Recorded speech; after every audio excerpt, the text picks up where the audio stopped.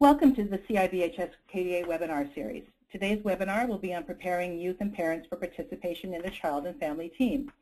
The webinar is part of our CIBHS KDA webinar series, and it's funded through a contract with the Department of Healthcare Services.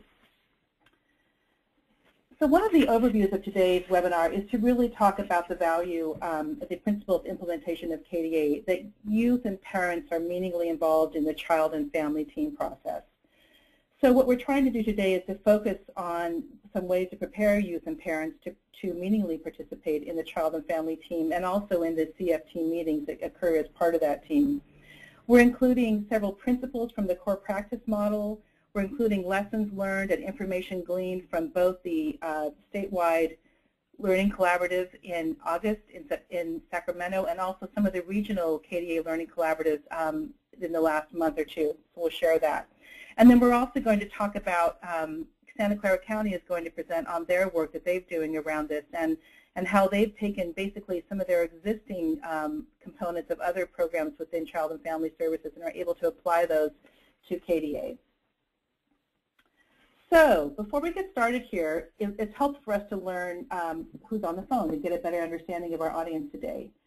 So if you would please tell us where you work, whether you work in state, county, and child welfare, state or county behavioral or mental health, if you're a contract agency or CBO providing services, an education or training organization, or other.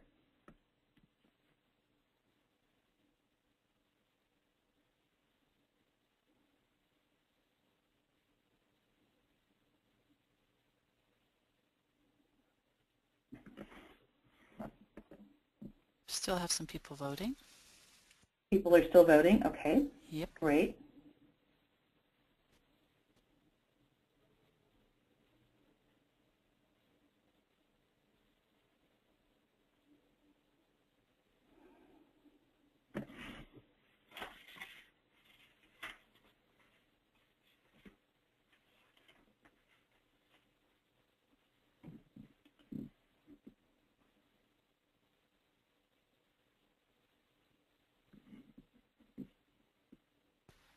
Okay, and I'll go ahead and close the poll now.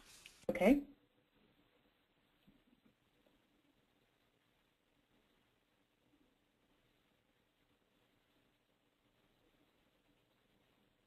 And there are the results.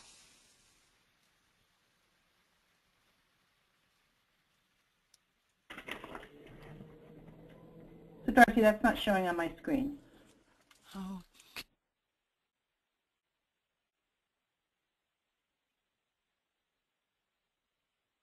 Okay.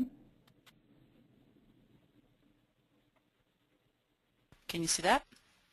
Nope. Do you want to go and give us the response?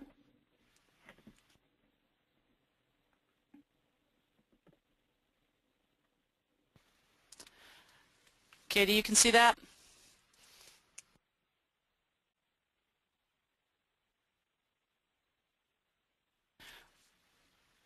Darcy, why don't you read us the responses? Okay. We have a response of 25% in state and county child welfare, 37% in state and county behavioral health or mental health, 28% for contract agency or CBO providing services, and 4% in education or training organizations, 6% in other. Great. All right. Do you want to show my screen again? All right, so let's go on to the next polling question here, which is, please let us know the nature of your work.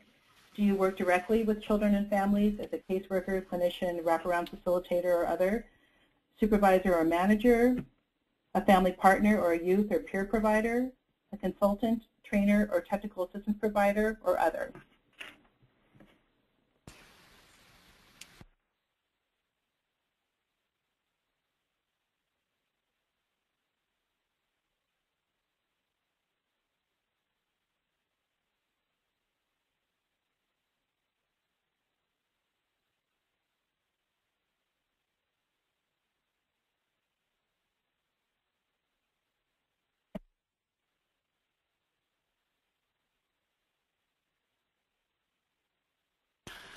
Okay, and I'll be closing the poll.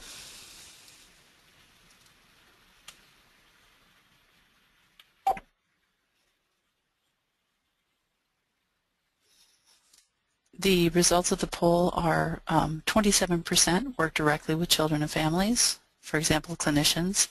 38% are supervisors or managers. 8% are family partner, youth or peer providers.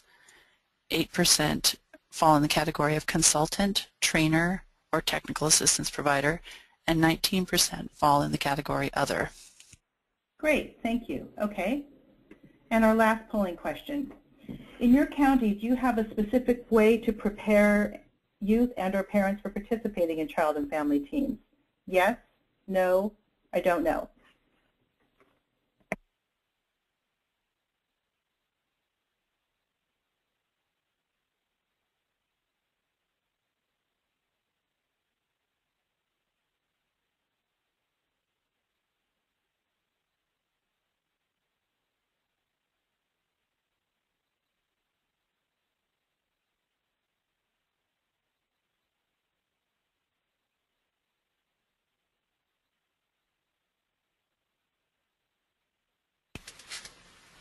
Okay, and I'll be closing the poll in a moment.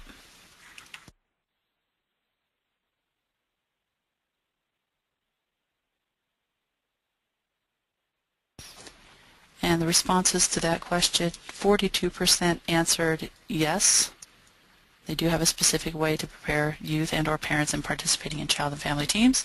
20% said no, and 37% replied that they do not know. Great, thank you, Darcy. Okay, so let's go on here. So basically our presentation today, as I said before, is in two parts. We'll begin with an overview of the child and family team concept, identifying different types of teams that have been employed to do planning for children and families in the child welfare system. We will review basic principles of CFT development and implementation and share some examples of what counties are already doing to support the teaming process. In the second part, you'll have the opportunity to hear from the representatives of Santa Clara County who will present their approach to building teams with strong youth and family participation. And actually, they will be more than half the presentation, so we look forward to having them on with us. So basically, the whole idea about teams and teaming, we hear different uses of that. And in terms of the broader use of teams and teaming and applying that to our work in child welfare and behavioral health, on the child welfare side, many of us will recall, if you've been working in the field, or that some of the early developments of teaming came back from the 1990s and the Casey Family Foundation and the Family to Family Initiative. And this was basically a result of large increases in the child welfare cases at that time. In 2002, team decision making, or TDMs, came on board, which focused more on placement.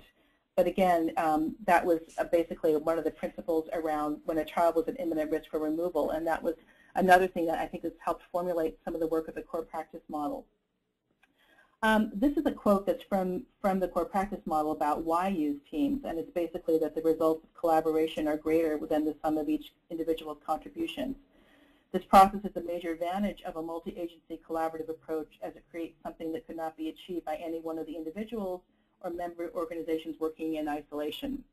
I also want to say, as an organization that works statewide with counties, and then I have somebody who's also managed in the county, that if you've seen one county, you've seen one county. And we also understand that every county is different. You have different setups and the different ways your departments are formed, and that counties are in many different places in terms of how they have developed teams for KDA or how they're still developing teams for KDA. And we understand that. So we just basically want to honor that you're all in different places. And one of our goals here has been really doing some peer-to-peer sharing with counties that have information that they think are helpful to the rest of the state. Within KDA implementation, as I mentioned before, we have many different teaming processes in history that support the core practice model in KDA implementation. But they have different themes and sometimes different purposes. And these are things that are in many of your counties already, which wrap around the whole team decision-making, child and family teams, CFT meetings, and all these are really slightly different things. Some of us have co-located child welfare and mental or behavioral health. Also, you may have full-service partnership teams, mobile response teams, differential response teams. And basically, if we look at this with the KDA umbrella, that the CFT is a team of people comprised of the youth and family and of all the ancillary individuals who are working with them toward their mental health goals and their successful transition out of the child welfare system, sorry for that. And that there really is a distinction between the child and family teaming concept and the CFT meeting. We know that. And the other thing is that we all know is that working as a team is a skill that takes time to acquire, and it requires ongoing training and coaching. This next slide came from the Southern Reach RTA from San Diego State Social Work Department, and I think it's really a really helpful way to look at how we sort of think about our teaming process. That experiences suggest that the teaming process is most successful when these elements are present, that team meeting schedules and locations are guided by the family's needs and preferences, that all team members can participate in the development and implementation of the care plan, and are also responsible for supporting the child and youth and family in attaining their goals. The process is standardized to include a clearly defined purpose, goal, and agenda for each meeting, an agreed upon decision-making process, identification of family strengths and needs, a brainstorming and option-generating process, and specific action steps to be carried out by team members according to a timeline. And again, I think this is a really nice sort of framework to think about when we're looking at successful teams and teaming processes. So over the last several months, here's what counties have shared with us. And again, this comes from the August statewide Learning Collaborative convening in Sacramento. Then for myself, I've been in a couple of the regional KDA convenings in San Luis Obispo and then also in San Diego in the past month. And these are some things that counties are doing that have helped them with their teaming process and with CFTs, that they've hired youth and or parent partners, and that they're also really supporting parents and youth to be successful in their work, which includes ongoing training and support. It's not just a one-shot deal in terms of training. Counties are making members feel that they're part of the team. They're not just attending an event, but they're really part of the process. Also critical to success is orientation time with parents and youth prior to attending the child and family team meeting. Co-location of staff where possible, that's been also another successful point. And then branding KDA work. One county shared that they've been developing brochures and materials with youth input, and that's been something as a way to sort of bring youth and family on board in the process. Those are just a few examples of successes, and I'm not naming all the counties just for purposes of time, but there's just a lot of really great work that counties have been doing. And then here's some of the ongoing challenges that we've heard, and this is probably not surprising to any of you. Challenges with scheduling, and scheduling from not only from the staff point, but also for including the youth and the family members and other community partners that may need to be part of this. Clarification of the meetings and the purposes and the roles, team decision-making, wraparound CFTs, and basically how you define those and how you schedule those, and can you sort of combine meetings? There are questions about that. There are some ongoing challenges around staffing needs. Some of that comes from either needing to create new positions. Some counties have shared there's a general staff turnover. But one of the main things that we've heard is that training needs to be continuous. It's not just sort of a one-time deal.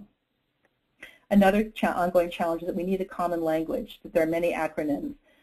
Some counties have worked on developing either tools or making sure that they're using common language between child welfare and mental health. We know we have many different abbreviations and acronyms for our work. Another challenge is that the need for facilitation training to develop the necessary skills for people to serve as facilitators for these meetings. That's another really important thing that we're hearing. There's been some challenges with releases of information. We know those are things that have been working on both at statewide level and in some county level, but that has been an ongoing challenge. Cultural humility and cultural sensitivity training to better serve children and families. And another challenge we've heard is the whole thing of case plans of child welfare and treatment plans and mental health or behavioral health. So those are, again, some of the things that we've heard and challenges, and what we're hoping is that this sort of rings true with your work and that. So in a minute here, I'm going to turn it over to Santa Clara County. And what I wanted to, just with that in mind, looking at some of the overall principles of CFTs and teaming and some of the existing history of team processes that we have in child welfare, we're going to hear from Santa Clara County, and they're going to talk about how they've taken some of those existing processes or components of programs and are applying that in terms of looking at it through the KDA lens of looking at it through that. So I'm going to turn this over to Santa Clara, and it's my pleasure to welcome Natasha Lemos, Alma Nazareno, and Sky Vallejos. And I'm going to tell you a little bit about each of them, and then they will take over the presentation from here.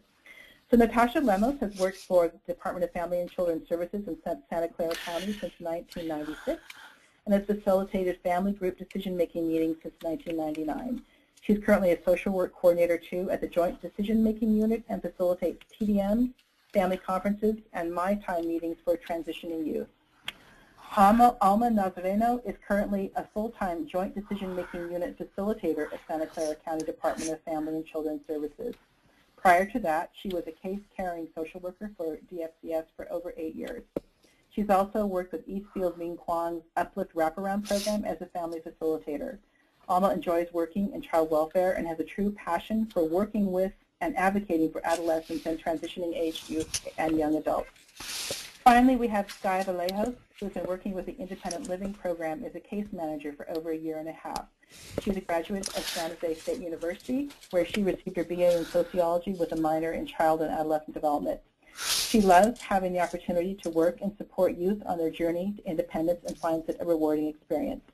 So now let me turn over today's presentation to Natasha, Alma, and Sky. Hi, thank you, Kim, and welcome everyone, and good afternoon. I am Alma Nazareno along with Natasha Lemos. We are 2 of the 5 Joint Decision-Making, or JDM, facilitators in Santa Clara County, Department of Family and Children's Services. In our JDM unit, we facilitate 4 types of meetings, or JDM meetings, to support the families, youth, and families in our department, which I'll talk to you a little bit later about that. So for the first slide, teaming. Coming together as a team to achieve a common goal. So as Kim noted, there are different types of meetings in which teaming occurs. What we do know, what I've experienced in facilitating meetings with teams, is that the decisions made and results of teaming are most effective when those decisions are made as a group and instead of in isolation. Youth and families are more supported, they feel heard, and are connected. So next slide, please. Okay, thank you. So a little history on teaming and joint decision-making in Santa Clara County. So family group decision-making in our department began almost 20 years ago in 1995 when Judge Lynn Edwards brought family conferences to our county. Family conferences are meetings where families are encouraged to develop their plan of how to address risk and safety concerns and to prevent entry or reentry into the system. Families are allotted time in that meeting to develop their plan. It is a families meeting and is based on the strength-based principle that families are experts, have health, and can develop a plan to provide for the safety and well-being of their children. So subsequently in 2000, My Time meetings were developed from the family conference model. They used to be called emancipation conferences, and they are designed to support youth develop a future plan in preparation for independent living or when their case is closed. These conferences are youth-centered and youth-led. Now they're called My Time meetings, which you see on the slide, which means it's actually an acronym that means moving youth towards independence and meaningful emancipation. The change in the name of the meeting was efforts to engage youth, increase their participation, lessen anxieties, because emancipation, the word kind of brought up some anxieties, make it more youth-centered, well, make it youth-centered, keep that consistent. And the name was actually created by former and current foster youth in this contest to change the name. So we incorporated their support in changing the name of this meeting. So now it's called My Time, which is their meeting.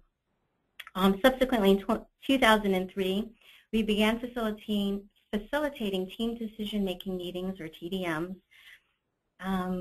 to help make decisions regarding the safety, placement, and permanency of children, the permanency needs of children. It's done in collaboration with the youth, if they are over the age of 12, parents, family, DFCS staff or departmental staff, service providers, and also community partners. And then as a result of that, let's see, in 2008, supplemental runaway PDM form was developed as a tool for information sharing and engagement for use in our runaway PDMs, which are often the most high risk and difficult to engage youth. So and then in 2009, family team meetings were developed for parents involved in our family wellness court, and which is now our dependency wellness court, with a collaboration of providers such as Department of Alcohol and Drugs, County Mental Health, First 5, Public Health, Eligibility, and it was designed to help support parents in developing individualized plans to address the safety, risk, and concerns that brought them to the department's attention. This is an effort to avoid that cookie-cutter approach to case plans. And then lastly, in 2011, our JDM unit has been facilitating the 90-day transition plan meetings to support the social workers in their efforts to help the youth create a plan in preparation for a successful transition out of foster care or AB-12 status. So, you know, as you can see, we have a long history of teaming and collaboration, but we continue to evolve in meeting the needs of the youth and families. So, next slide, please.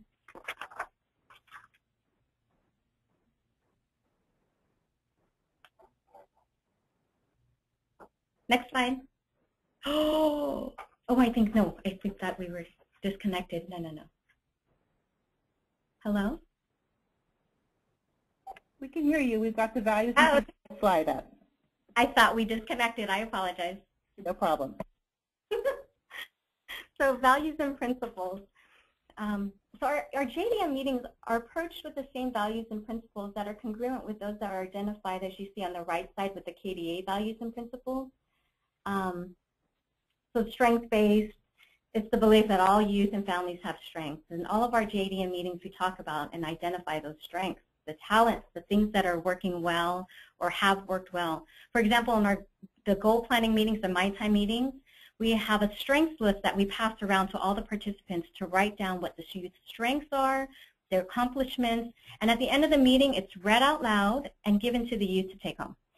So that's very cool. Children belong in families. You know, it's a belief that children do best when they are with families and when their families are healthy. Individualized, that there is no cookie-cutter plan, that all families are unique, they have unique strengths, and they have unique needs. Families are experts. Yes, it is that one. It's being humble and knowing that we are not experts on each youth and family. They are individualized, unique. They are their own experts and often know what will keep their children and their families safe. Public child welfare systems need partnerships. So this is the collaboration, and with a belief in our philosophy around collaboration. Collaboration is the heart of teaming. It's critical to partner with youth, parents, and their natural support. Community partners such as the therapists, the school professionals, the pastor, just kind of name a few.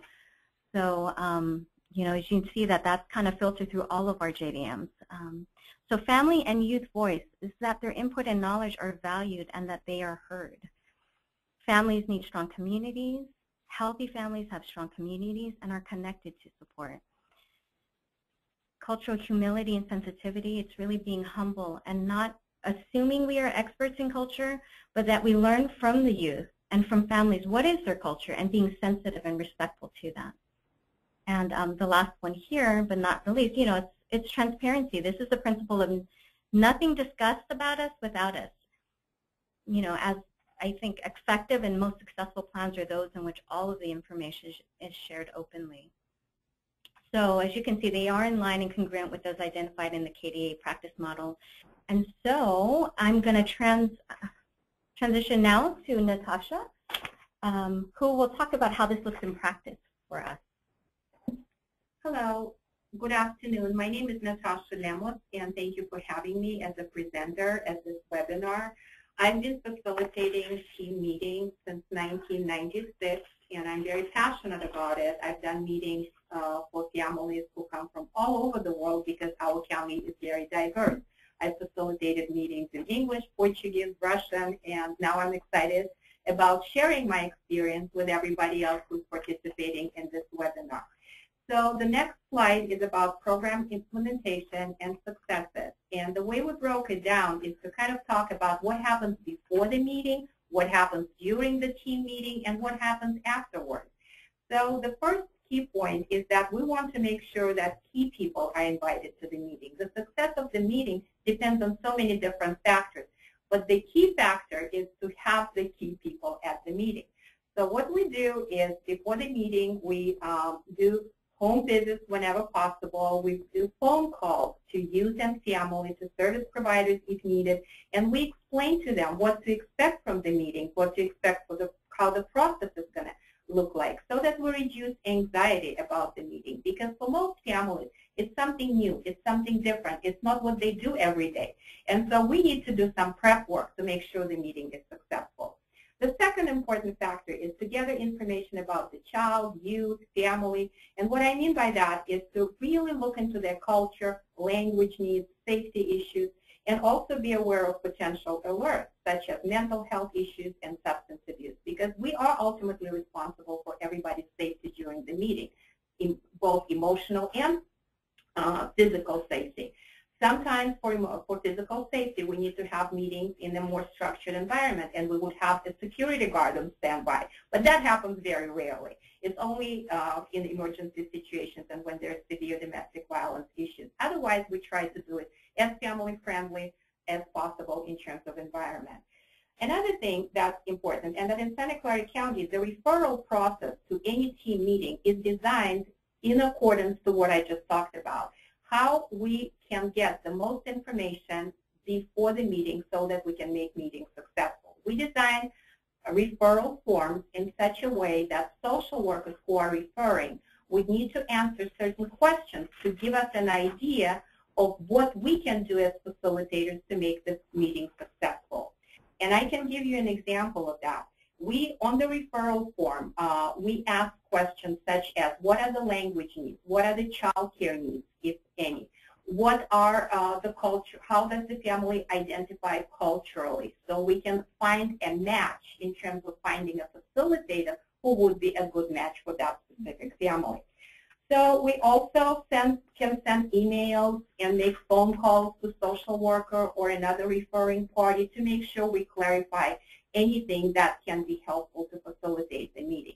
However, there may be a challenge right there because we also want to keep the information as objective as possible and not really get into details of the family history and of their court reports and things like that, because our goal in teaming is to be objective, to lead the process, and that's our responsibility.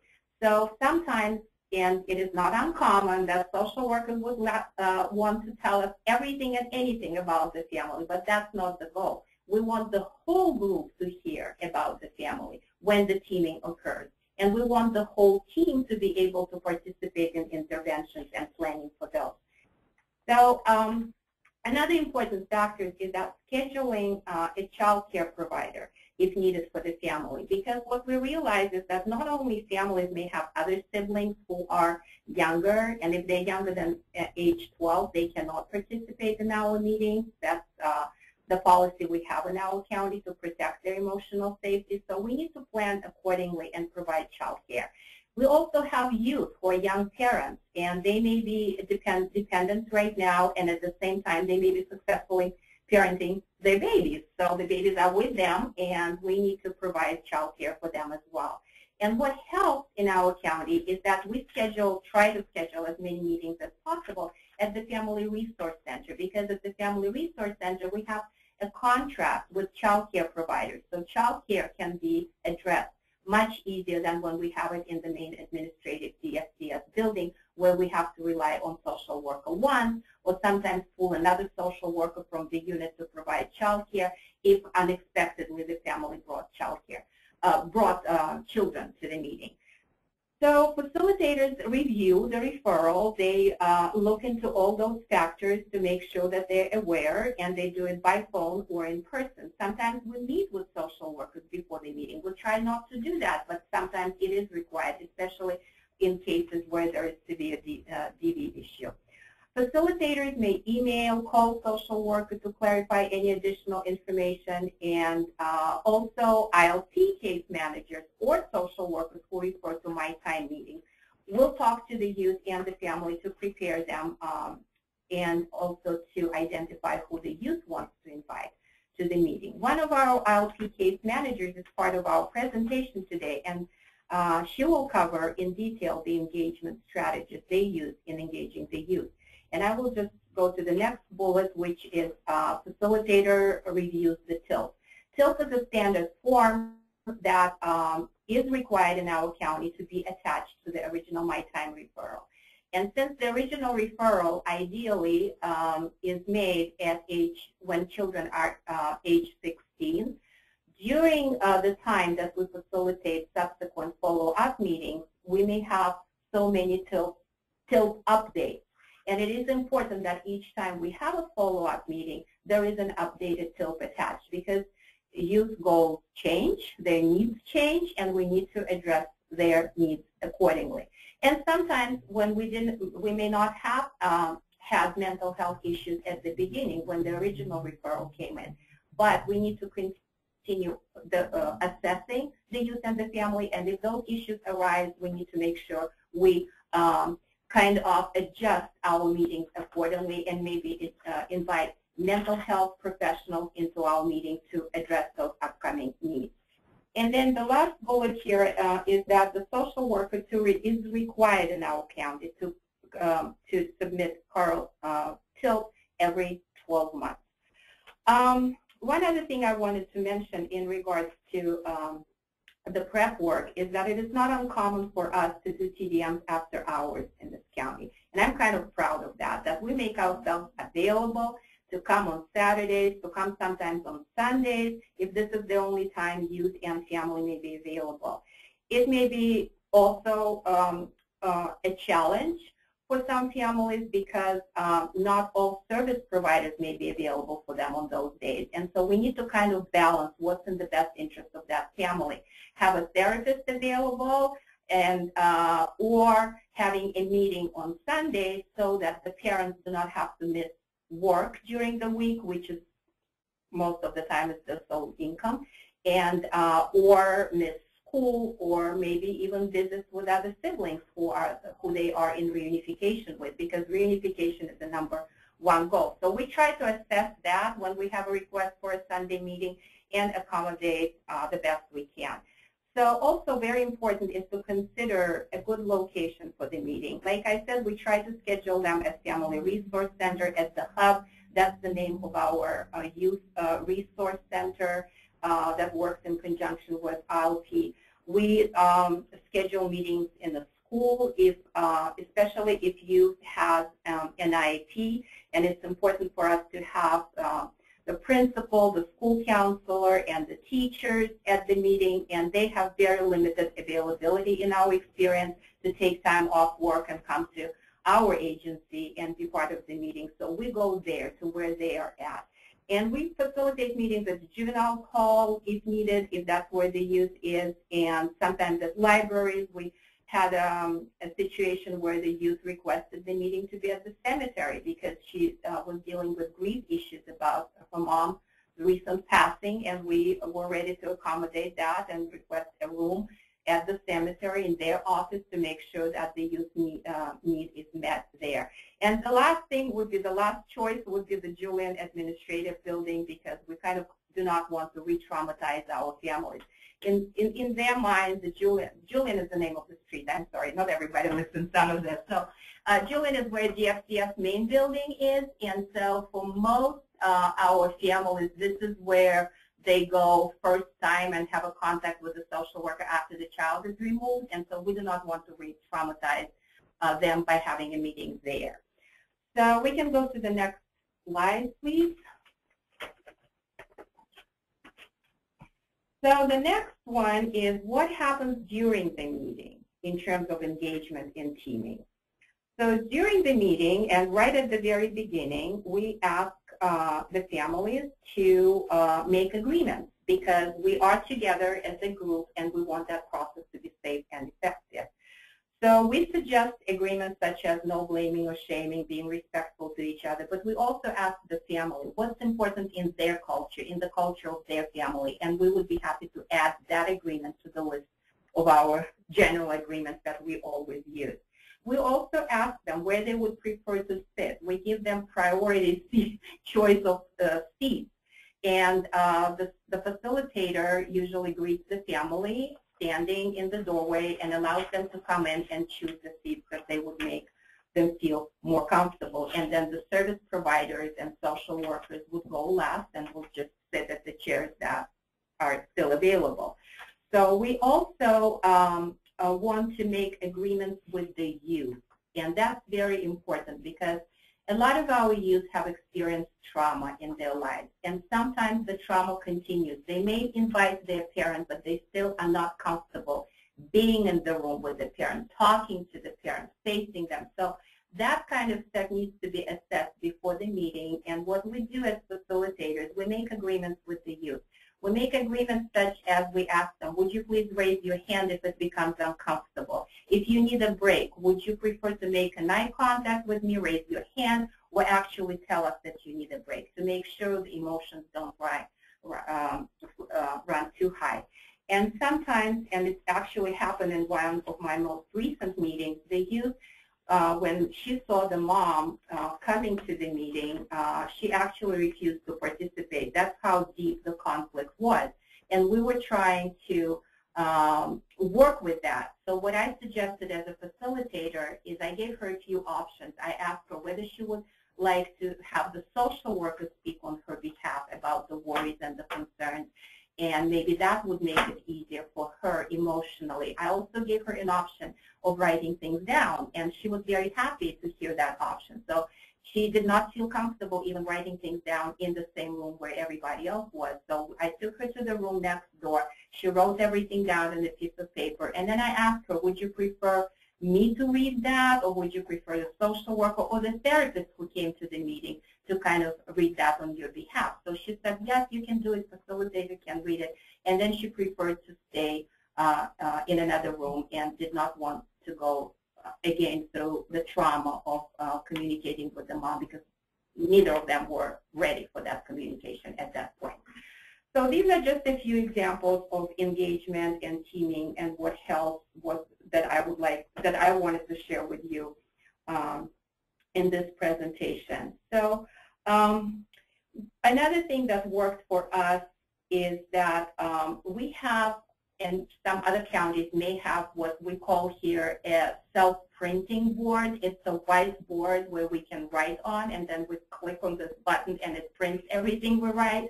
So whenever possible, for example, at a My Time meeting, when we're making a plan and we write all those ideas for services on the board, one tool that we use as engagement, we ask the youth to actually come to the board and circle on the board those ideas that the youth feels he or she wants to implement in the plan.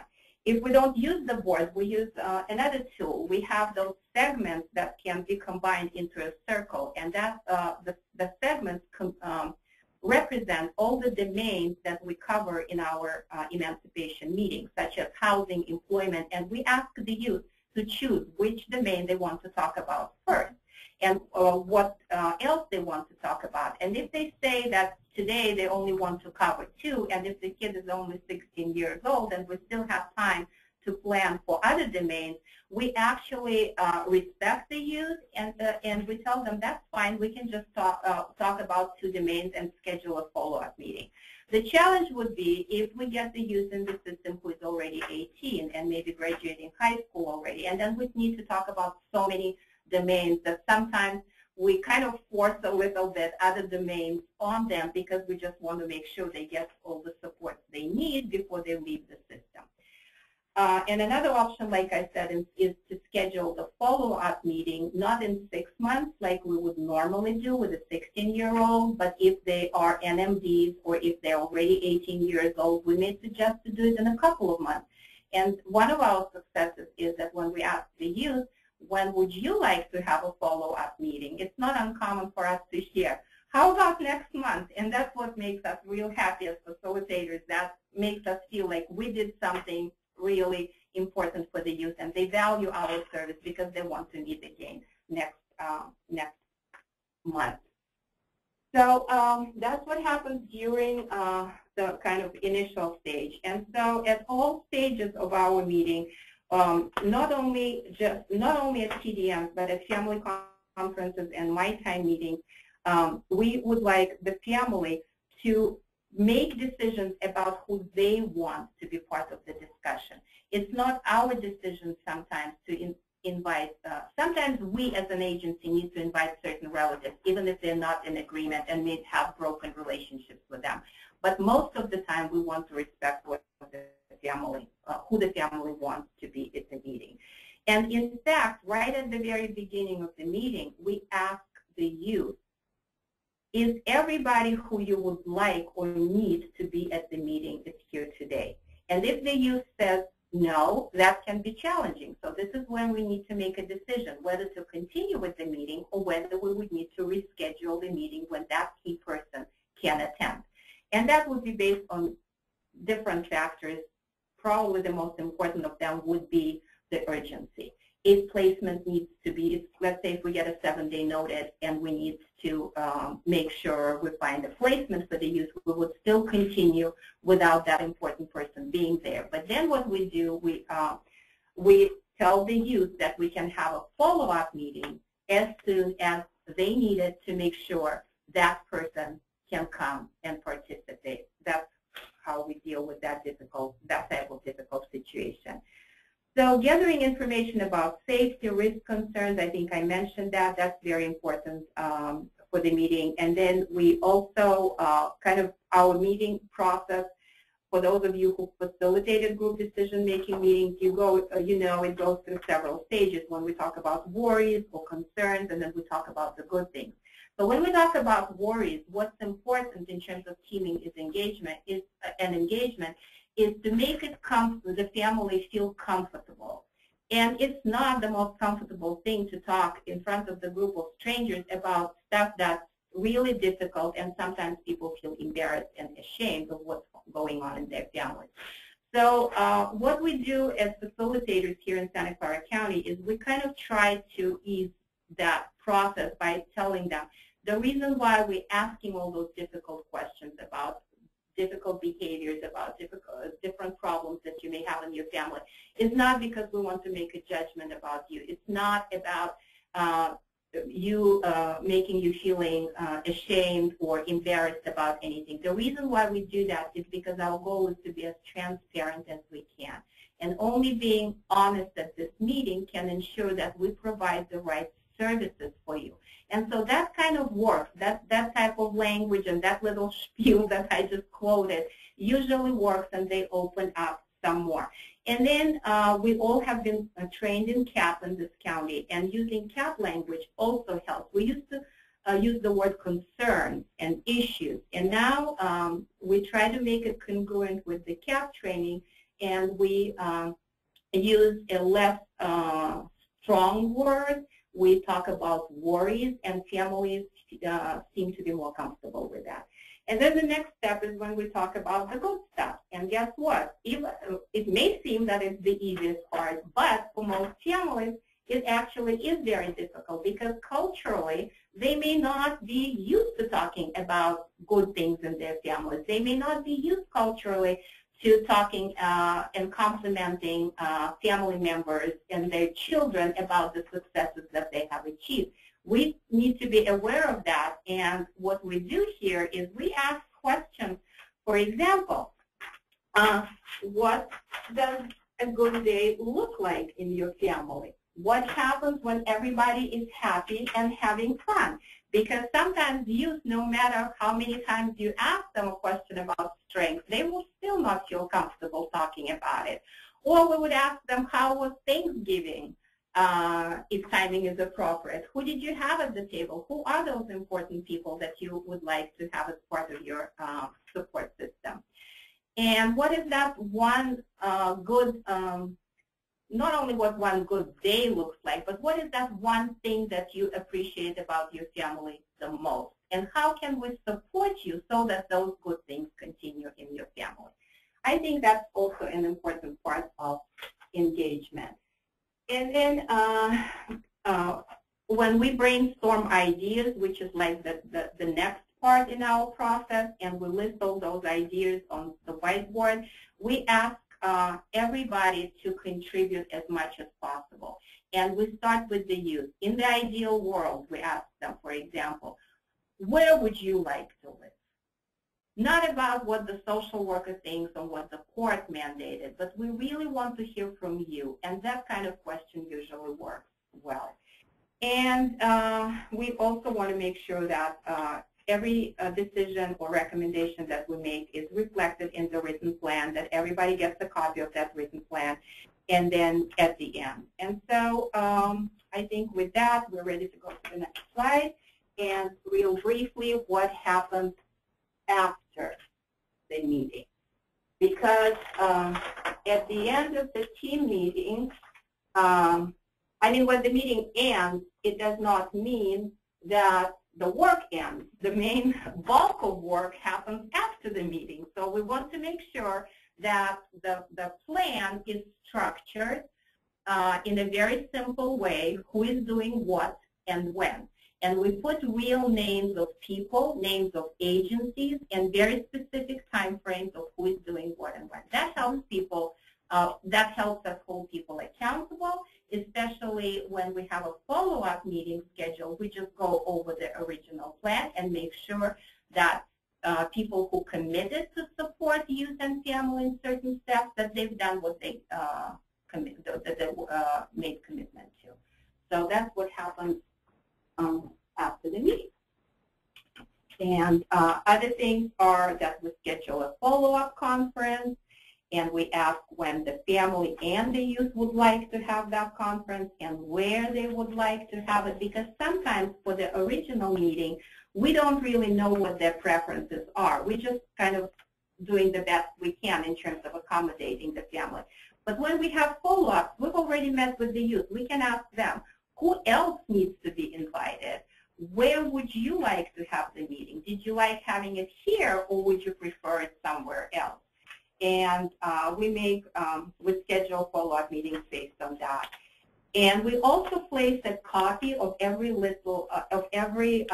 plan that we make into CWS and CMS meeting, because sometimes social workers change and other things change in life. So anybody who works with a family in the future will have access to CMS, CWS, and can tap into the plans that we made before. And I also wanted to mention here that sometimes we have so many follow-ups with just one kid. We start working with them at age 16. And then now with AB 12, they're in the system until age 21.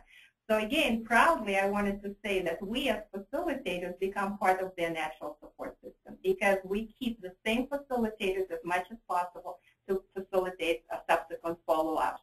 And by the time they emancipate and even maybe start working for the county, it's not uncommon, and I'll talk about it a little more later in the presentation. We see the youth who we worked with 6, 7 years ago, and it's really a very happy moment for everybody, because we become part of their natural support system. So continue to the next. Okay, next slide. Thank you, Natasha. The challenges, this is Alma again, Santa Clara. So as I think even the other counties have noted that scheduling and we have similar challenges in our county. But for the first one, getting the key people to participate in the meeting, it is critical to get all the key people at the meeting, and for all those participants to be prepared before the meeting. Service providers, therapists, the family, especially the family and the youth, because sometimes they walk into these meetings not knowing exactly what the purpose is.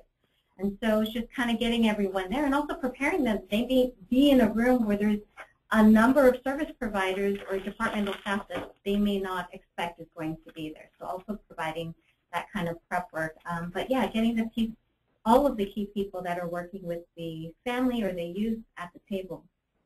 Childcare, I know that Natasha had spoke on childcare that yes, we have been able to provide childcare in some situations, but that still has been a challenge for our county, providing childcare for those participants that come with their children, and we are sometimes unable to proceed because they have to leave. And so, you know, that has been a challenge, but, you know, we're excited because we do, like Natasha had said, we've been able to collaborate here in our Family Resource Center to have pockets of time in which we can access the childcare that's provided here for the parents. So there, you know, it's progress in that area. Also, scheduling meetings at a time, day of the week that meets their needs. Sometimes youth are working and can't attend their My Time, or feel like they have to take the day off in order to attend the My Time, or parents are taking days off from work. And so we're excited because there is moments in which we're able to facilitate those weekends and those evening hours, and we look forward to continuing to build on that and see more kind of movement and facilitating meetings that will meet their needs. So ensuring social work staff submit referrals every 6 months to review and follow up on action plans for KDA, as well as, you know, the next bullet, ensuring social work staff to request 90-day transition plan meetings, which is that federal requirement for youth aging out. There's been challenges and efforts to support staff given their current workloads. We know that workers have a lot of responsibility working with families in high crisis. But so, for example, one of the things that we're doing to support is, like Natasha had mentioned, is calling the social worker, kind of a kind, friendly reminder that, hey, you know, the meeting is coming up. You know, is the youth ready to have their follow-up meeting, or the youth is turning 18, 19, you know, is close to turning 21 for our non-minor dependents. You know, are you interested in a 90-day transition plan meeting? And so kind of that outreach to kind of help to ensure that we're meeting those requirements, but also to kind of engage the social worker and support the social worker staff. But with those follow-up conferences, especially with the KDA, it's important that there's some kind of mechanism in there so that those action steps that were developed are followed up on, and that there's not a long kind of there's not a long period of time in between if things are not being, what's the word, followed up on or not being completed.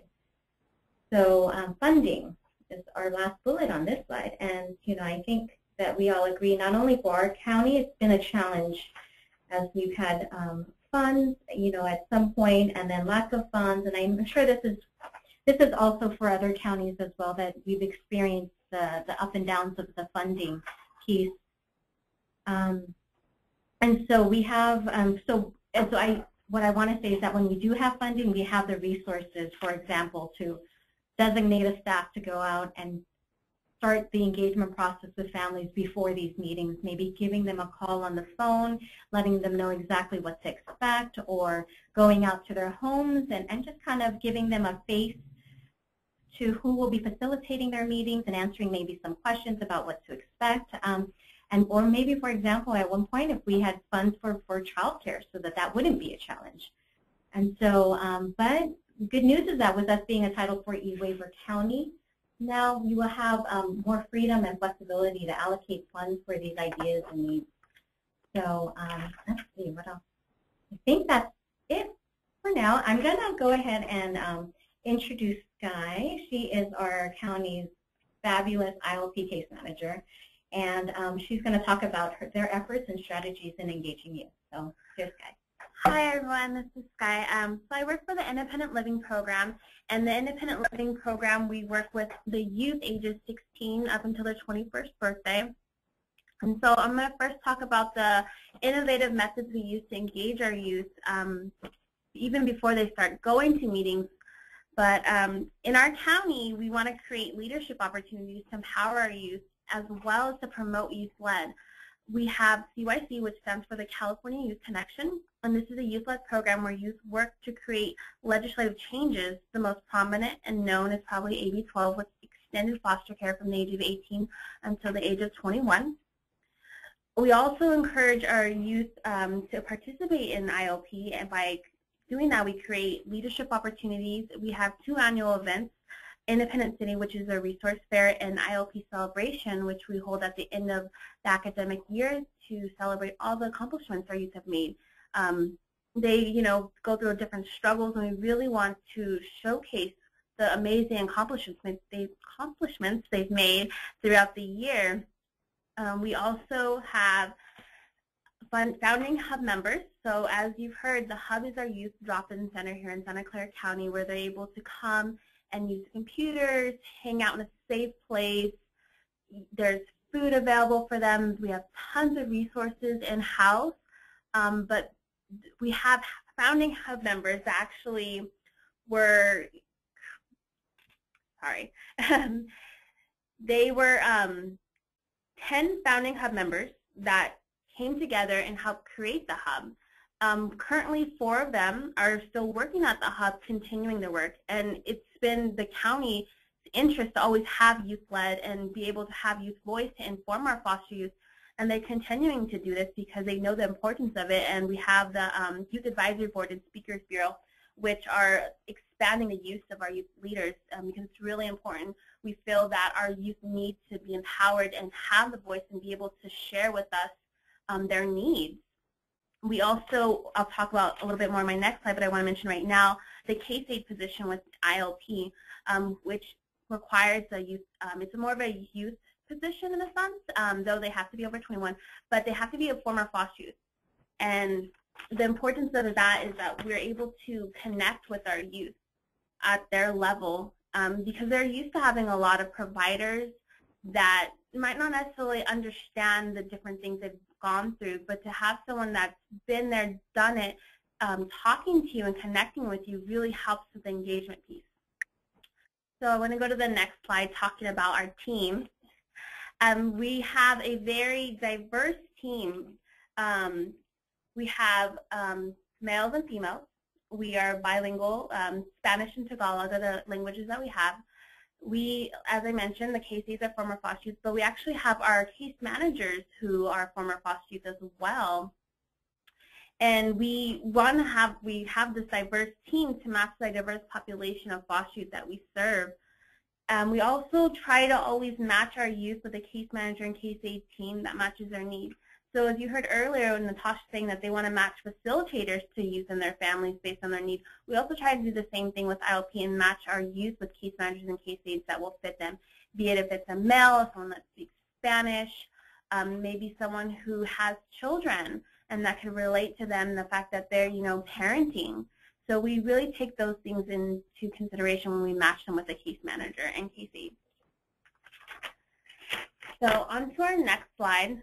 About preparing our youth for meetings. So there is a lot of collaboration between not just the JDM unit, but with other service providers that the youth has. And this really is kind of going off the principle of teaming that we're talking about today.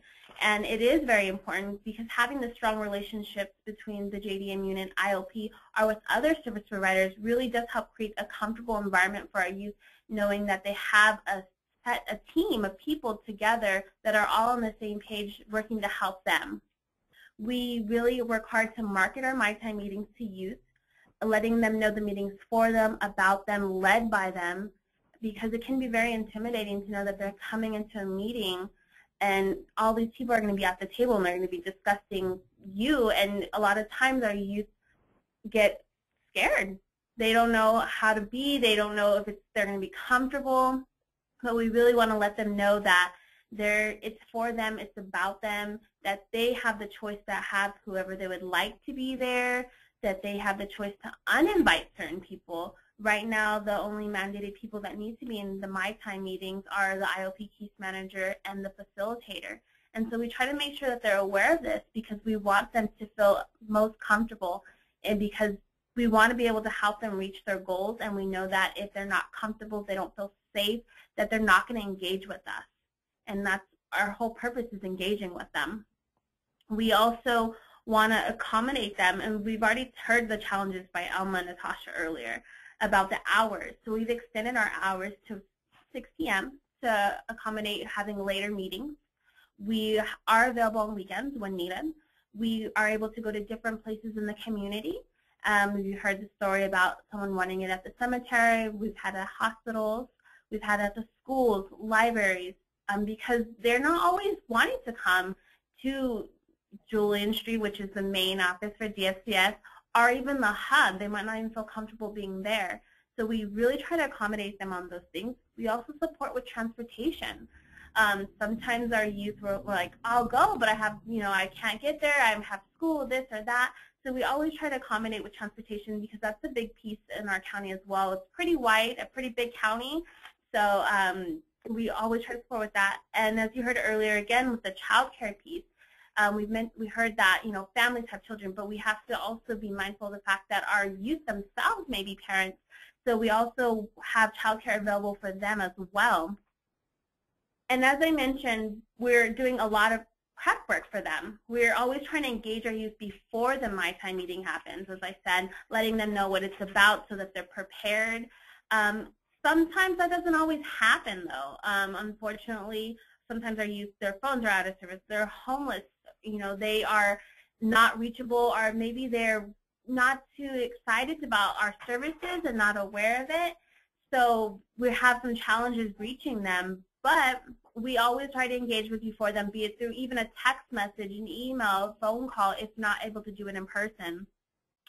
We really want them to be empowered and take ownership of their My Time meetings, so we're always explaining those that what to expect, going over the different domains that will be discussed, letting them know they have the choice to choose what they want to talk about, letting them know they even have the choice to how long they want their meeting. If they only want to meet for a half an hour, we can accommodate that and work with that, and we'll try to do as much as possible because we want them to have ownership and it be their meeting. Currently, right now, IOP, as I said, is mandated to attend only My Time meetings. However, case managers have chosen to attend TDMs and 90-day transitional meetings, as well as RAP team meetings, because we really are trying to be in collaboration with other service providers and the JDM unit to support our youth. And this continues to show our youth consistency and show that they have a stable team to lean on for support. Unfortunately, sometimes our youth has experienced a lot of instability, a lot of inconsistencies, and we really want to change that for them. So having the case manager be able to attend these other meetings, having the consistent facilitator at all these meetings that they have, really keeps pushing that home for them that, hey, we are here, we're not going nowhere, we want to support you.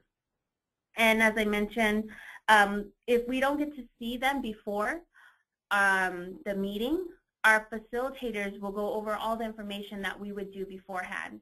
So we're constantly sending the same message to our youth. We want that consistency to provide stability for them. So in our meeting, so we're going to the next slide about ILP presence in the My Time meeting. One of the big challenges I can say as an ILP case manager is the circle of support and helping identify that for them and encouraging them to invite the people in their circle of support. And it can be challenging because sometimes people in their circle of support are, service providers that can't make certain times, family members that can't be there. But we try to accommodate as much as possible. I've been in meetings where we've had a family member in Southern California just be phone conferencing with us. So we really try to meet these challenges with solutions. Ways that we help youth identify their circle of support, in ILP we have permanency workshops. We really try to weave it throughout our work in helping our youth identify that. We want them to be able to identify a natural support system because we know that we're only going to be here for a temporary amount of time, and we want them to have a natural support system when they emancipate out of the system. The success of us being able to identify this circle of support is that we're all focusing on the same goals and can work together to support the youth to achieve these goals. And it also helps to have everyone on the same page. A lot of times our youth have a lot of different people in their lives working with them, and it's nice to get everyone at the table so that we're all on the same page and we're not doing overlap with work and not, wasting our youth time because like, hey, I've already talked about this with somebody else. And so we're all on the same page. It's really nice. Again, our working relationship with the JDM has been very beneficial. The collaboration between the two of us, again, gives us a strong support system. We're able to, we're actually housed in the same facility, the San Jose Family Resource Center, and that's been very beneficial as well. So we can actually discuss cases if needed, prepare each other for the meetings. And the circle support is really important to IOP because it's one of our 4 fundamental components of our program. We have youth development, education, employment, and permanency. And so the permanency piece is really big for us. And we really, really try to encourage our youth, like I said earlier, to build that natural support system because we know that we are just a temporary service provider that's in their life for a short period of time. And we want to make sure that they have people to support them when we're no longer present. Thank you.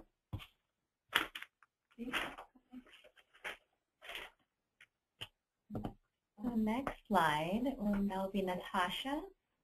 So in this slide, we wanted to summarize our successes and wanted to make suggestions. If you like what we've done, maybe you can incorporate that in your jurisdiction and in your work in your respective counties. So number 1 is if you have funding available, it's definitely worth it to invest in home visits and have a visit before the meeting happens, like I said earlier, to reduce people's anxiety and to better achieve the goals during the meeting. The second thing that really works for us is that to have meetings at the Family Resource Center. If your counties have Family Resource Centers, or have something like a hub for the youth, this is really the best place to have a meeting because the youth actually see a youth-friendly center. That's what our hub is. They walk through the building when they're coming to the meeting and they see artwork on the walls that's made by the youth. They also see the break room. They see that there is a microwave, that there is free snacks there, that there are drinks there. They go to the restroom. They see that there are diapers available for those who bring babies with them. They see condoms in the restroom. So it is really a youth-friendly space.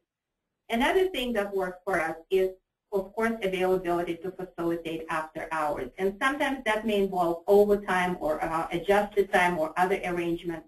Depending on your particular county's policy, you may think about providing that service like we do after hours and on weekends because that's really working well for families and they feel respected and they feel that we are considerate of their needs, of their employment, of schooling and things like that. So we also contract with community agencies and we include those agencies in participation in our teaming. And that includes mental health, that includes parent advocates, that's the program we have, and agencies such as Family and Children's Services, that's who we contract with for ILP services, and Catholic Charities and other community agencies. And having them participate in the meeting is crucial.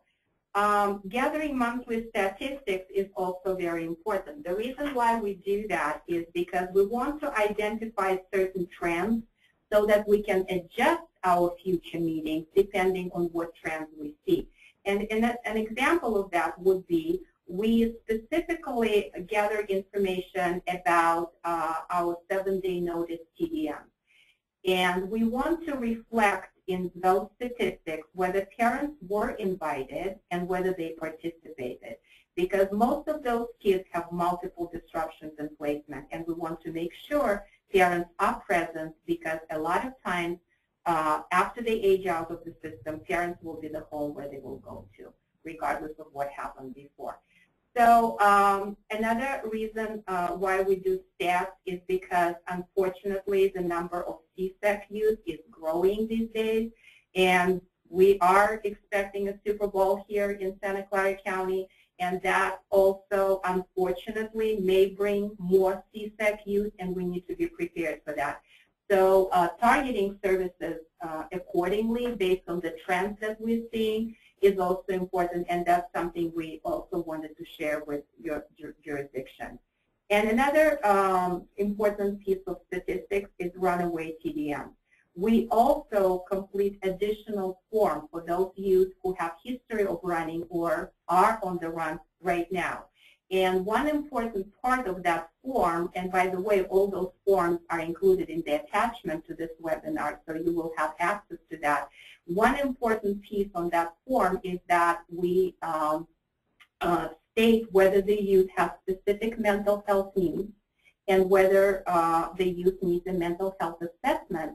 In case the runaway youth is picked up by police and is brought to the receiving center, where we have a mental health service provider on staff, they can get assessed and get services right there.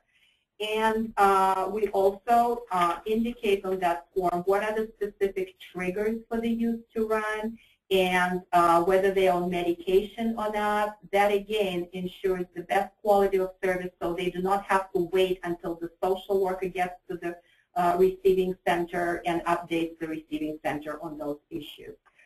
Other successes that may work in your jurisdiction is that we have a very unique type of court in this county that's called the Department of State Wellness Court.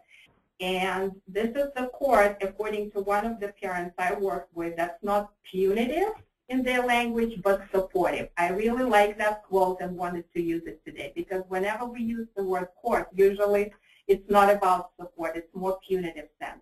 And so this court is a collaboration. That's another form of teaming and engagement, because the collaboration includes all those service providers from DES, mental health, First Five, and more. Just for the sake of time, I don't want to list them all. And then we provide a type of meeting where we help families develop, and the agency, of course, to develop the case plan for families based on all those different team players and how they will contribute into the case plan. So other things is conducting CAP fidelity assessment. Even though it's a time-limited grant, we're hoping that those fidelity assessments will continue, because it's a good tool for checks and balances. And also there is a question about how the programs are funded. So briefly, they're funded by a share of county funds and federal funding that's distributed through the state. And also our independent living program is a federal program also funded by the state. And one last thing about success that you may want to consider for your jurisdiction is that our foster youth are given priority in getting entry-level county jobs in Santa Clara County. And we're really proud of it. And on a personal level, I always feel very happy when I walk around our big buildings and suddenly I see youth who I facilitated emancipation meetings for maybe 2 years ago, and now they're county employees working side by side with me. So I think it's really cool. So thank you very much. Okay, next slide. And in the spirit of transparency, we're sitting here looking at each other, and we have so much we want to share with you, and just never enough time. So our next steps in future direction, this is Alma again. And so implementation of KDA, we are still in the process of implementation, but what our county has already identified is a KDA coordinator who's going to be co-located at the Department of Family and Children's Services with the other social workers. They will be from County Mental Health, from Department of Mental Health in Santa Clara County. And so it's to provide that on-site support for social workers if they have questions, to provide the referrals, to be that expert for the social workers who may be not completely familiar with the KDA process as it's rolling out. But that's an exciting, an exciting kind of, it's exciting for us because we will have someone co-located, and we've seen that with the Family Resource Center and being co-located with ILP, like Sky was discussing earlier, the fact that we're in the same building and are able to collaborate in that way is so successful for how we work with the youth and families. Also, our JDMs, the meetings that we discussed earlier, in those meetings, there's also opportunities to highlight and point out, KDA mandates. And so that could be items in which we can task out and have social workers follow up on if maybe they didn't think that would be an item. So let's see.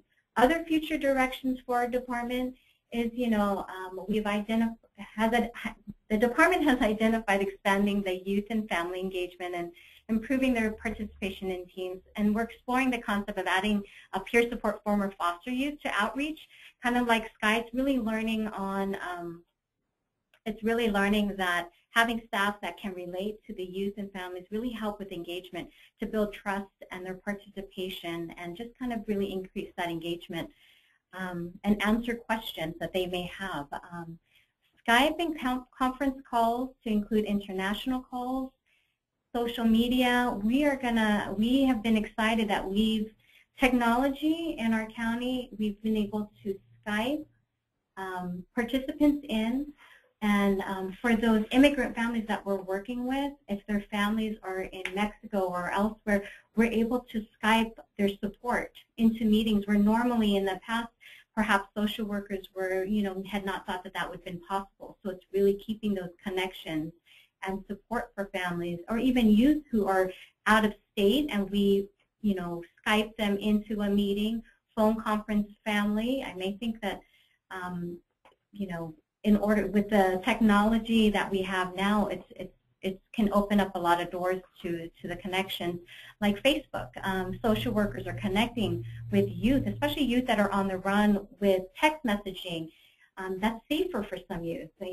Facebook. We also have Detective Maciel, who's co-located also at the Department of Family and Children's Services on Julian, and he's there to also provide a support and resource for those, especially those commercially sexually exploited children that Natasha had mentioned, and also our high-risk runaway youth. He's in there able to go into Facebook and start to engage, and hopefully, at least be able to see these youth and know that they're alive, for some of the youth that have been missing for quite some time. So that's very exciting, and we like to kind of continue to develop that. We also have the Fatherhood Initiative, which, it's really building up the engagement of fathers and providing resources to them. And for AB 12, we continue to modify our JDMs, and so even after the age of 18, we continue to modify our TDMs to meet their needs, so that they can have that meeting to discuss their needs around placement, to also their My Time meetings. We continue our My Time meetings and adjust them to the AB 12 or the non-minor dependent needs. Some other things that I just kind of want to quickly note is that, our department continues to provide trainings. This is an ongoing learning process, and so we do even have a certificate training program, which is like a 3-day program in which management, supervisors, case-carrying social workers are going to go through a 3-day training for teaming, specifically on teaming, and receive a certificate after that. So it's this ongoing learning from the top down. I think that that's also very important, that it's top down. And that we would just continue to revise and develop our practice based on the changing needs of our population, our youth, and our families. So that's it. I think we got most of it in. That's the end of our presentation. There's our contact information, and we really want to thank you for having us present. Great. And I want to turn this over to Kim. Great. Thank you so much, Natasha, Alma, and Sky. It was just a really interesting presentation, and we appreciate all the thinking that's gone into not only the breadth and depth of your programs with youth, but how you're looking at this from, how can we make this work with KDA, and that's really great. So we have a few minutes left, and we're going to turn over to some questions. So for folks that are still on the phone, you can type a question into the question box, and Darcy will read them, and then we will ask one of you from Santa Clara to respond. So Darcy, you want to go ahead, and if you have any questions to read? Sure. We have a few comments and questions both, and these have already been waiting. In the meantime, if you're in the middle of typing one, go ahead and get that in for us as well. We have a comment from Constance Burgess, and she had said that trauma is real, and she said thank you for addressing it so well. She also had followed up to say that they had done some teaming in wraparound in 1992 through the Child and Family Team concept, and it was a great concept to deliver. She liked the comments that you were making during the webinar along that time. Okay, thank you. We have another comment from Laura Colligan. It's KDA values and principles include family and youth voice, not just parent and family voice and choice. Absolutely. Absolutely. Yeah. So she had wanted to make that distinction. And then we also had a question from Adele Gray. You mentioned a training called CAL training. Can you talk about what that is and where to get trained in that? It's called CAP training, and so we can send you the information about it, and there is an announcement about when it's going to happen, and it's about teaming. It's going to be a 3-day certificate training, but not 3 consequent days. It's kind of broken into like maybe 3 weeks. I want to say I don't have the flyer in front of me, unfortunately, but we will be able to share the information with everybody. So that if you're interested, you can participate. Yeah, and the CAP is an acronym, and we apologize for not kind of elaborating a little bit on the acronym. It's California Partners for Permanency, and I think some counties also refer to it as Safety Organized Practice, SOP. And so that one is really talking about engagement strategies, changing the way that practice has been done in the department, and working with families. It's really improving the engagement piece. It's improving teaming with social workers and allowing for people to come together and work together, just similar to what we were talking about today, teaming. It was a 5-year grant. I think we're in our last year right now. And so the fidelity assessments, I think Natasha had mentioned, is the way in which they a community partner, a social worker, is a community partner and a fidelity assessor, which is a DFCS staff, are going to go and really just shadow or observe the interactions of the social worker and the family, and also look towards trends of, are we improving in our engagement, and also altering how we train and coach and model our staff so that we can increase the engagement piece and improve ultimately the outcomes for our youth. And I think that this one was really identified for our the American Indian families as well as an African ancestry. It was the 2. So that's our CAP training. Okay, and we have a couple of questions from Lena Shea Norwood. And the first question is, can you briefly talk about cultural brokers? Cultural Brokers is a new program that's being developed in our county, and what I mean by the word new is new to us. Fresno County has already had that implemented, and we're in the process of developing it. We have had in this county several community forums held in different locations because our county is pretty big. And so what happens at those forums is that people brainstorm ideas about how to involve community with the goal to provide culturally appropriate services and to reduce the numbers of children of color entering the system. Because one of the issues we're trying to deal with is the issue of disproportionality and disparity. And so this is one of the initiatives to address that. It's being developed, like I said, and it has not been finalized yet. Okay, and the second question was, are any of your meetings held in the youth or family's home? Yes, we actually have had My Time meetings in youth homes before. Even with wraparound, we do a lot of those meetings in the youth home. Wherever the youth feels most comfortable, basically. We accommodate in every other way with transportation, give lots of options to school, but yes, we do meetings at the youth home. Right. So there are a few challenges with that issue, even though we want to accommodate families in terms of providing more comfortable environments for them.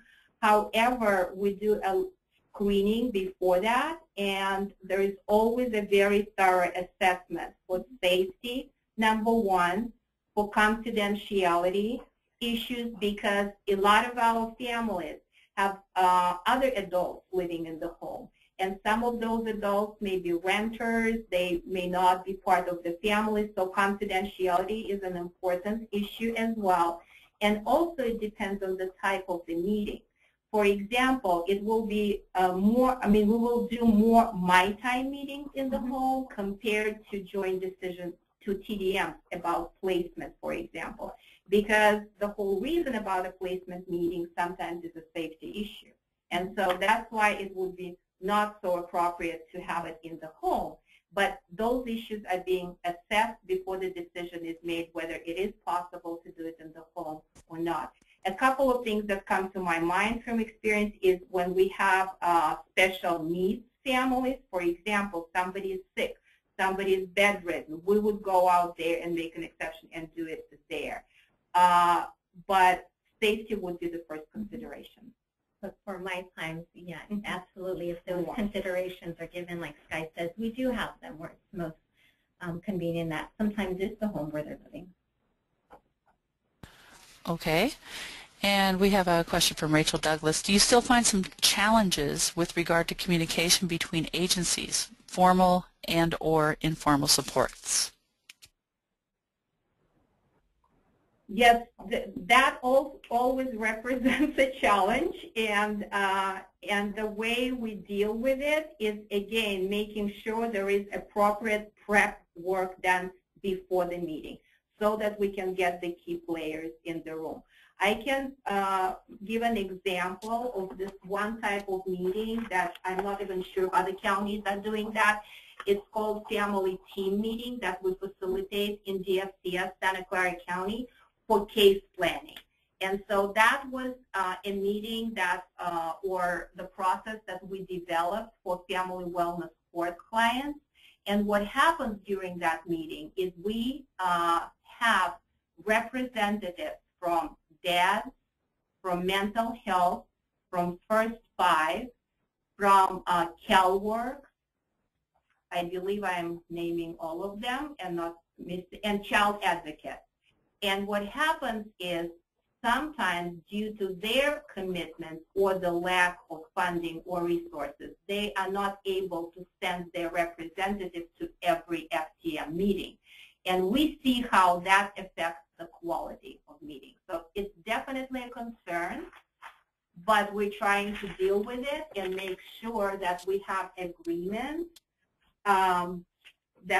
agreements with those agencies, and we also have brown bag meetings in this county to brainstorm what would work, like choosing a date when most agencies can participate, the time of the day where we can get broader participation. But you're right, it is a challenge. Darcy, I think we can take one more question. Okay, and possibly we can answer some of these questions through emails later or something, just so people know that they're the Santa Clara puts all their email contacts. Great. So if you got a question in there and we didn't get to you, you'll be receiving some information. We'll email you. Do you see school social workers as a part of CFT meetings? I personally have not. I remember seeing them a long time ago where in our county, our department social workers were outstationed in high schools. And those social workers participated in family conferences and emancipation conferences. As of right now, I personally, as facilitator, have not seen school social workers. I think it's related to budget concerns in the educational system here. And this is Alma, and so in facilitating some JDMs like TDMs or My Time meetings, I see teachers that come to our meetings because of their connection with the youth. And so when they are present at the meeting, it's successful because that's who the youth is connected with and the amount of information that's shared, because we're all working together as a team. So I've on occasion seen school staff, and it does make a difference when they are there. Great, thank you so much. That's a great segue into our final slide here, which talks about our next webinar, which is basically focused on a second part to today's topic, which is about preparing the other staff and partners for participating in CFTs, which might include, as you talked about, school social workers, teachers, probation officers, mentors, therapists, pastors, and other folks. So this is the registration link for that, and this is also in your in the slides that we sent out this morning. I want to remind you also that we record all of our webinars, and this is the link for that. You can also just Google CIVHS YouTube channel, and you'll find the recording for that. So anyway, in closing, I want to just thank everybody. Santa Clara, we are just so thrilled to have you on the call with us today and to share all your good resources. And I think that it's a really good example of how you're using a lot of really rich resources to apply them to the KDA model and KDA principles. I want to thank Natasha Lemos, Alma Nazareno, and Sky Vallejos for their really good presentations. We're at the end of our time now, and I want to thank you, audience, for participating.